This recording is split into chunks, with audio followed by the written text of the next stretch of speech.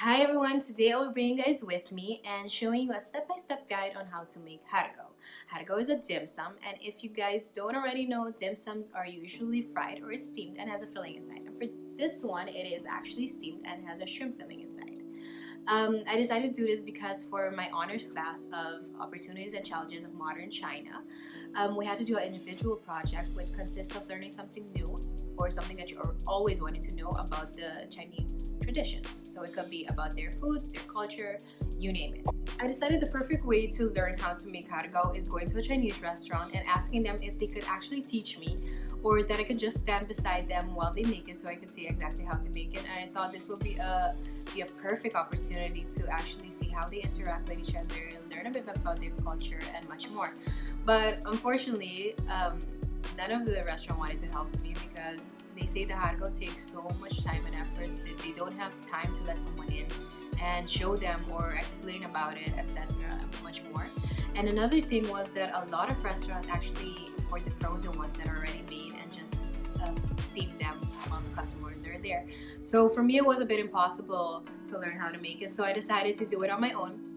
Go watch some videos online. I watched tens and thousands of videos on YouTube and research about it a bit online. Before I guide you guys to the step-by-step guide, I will explain what exactly I'll be doing first. So today I will be getting 500 grams of shrimps, marinate them in salt and let them sit for 5 minutes. After that, I will wash them, dry the shrimps, and chop the shrimps in tiny little pieces. Then chop 50 grams of bamboo shoot.